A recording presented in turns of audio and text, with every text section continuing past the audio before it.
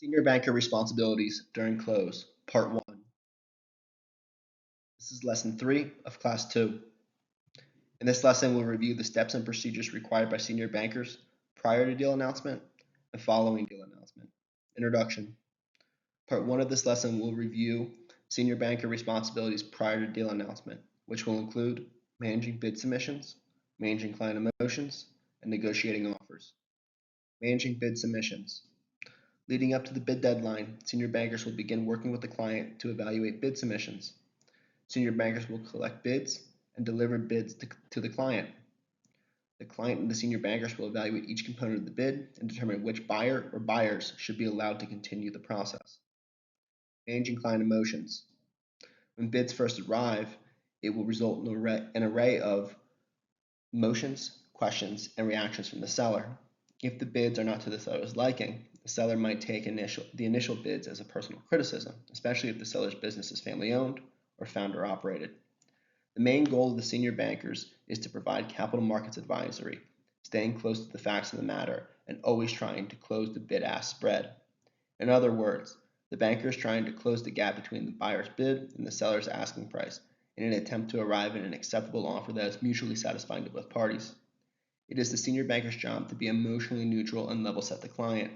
It is ill-advised to have a clouded mind when negotiating with a sophisticated buyer. Therefore, senior bankers will consider only the facts of the matter and present the client with the best options that align with the interests of the shareholders. After choosing the most attractive bid or bids, the banker will enter into negotiations with the buyers to move closer to a bid selection and an execution of an LOI. Negotiating offers. The offer will likely include an array of different terms that are needed to be agreed upon.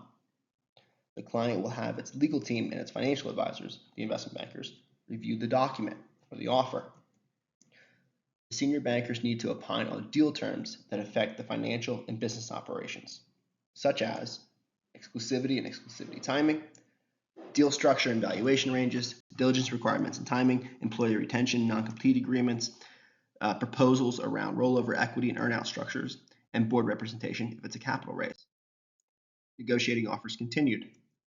At this point in the deal, the senior bankers need to have a clear understanding of the client's goals and need to ensure that the offer meets all the client's expectations. For example, if the client acts as the CEO and wants to exit the business directly following the transaction, but the buyer wants to retain the management team, then the senior banker has two options.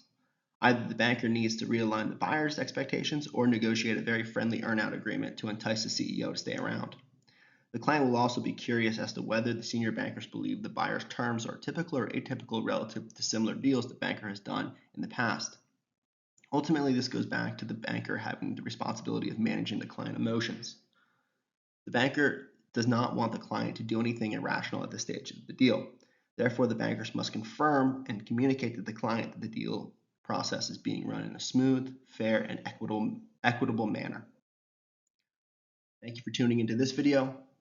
We'd like to see you in our next video, which will cover senior banker responsibilities during close, part 2.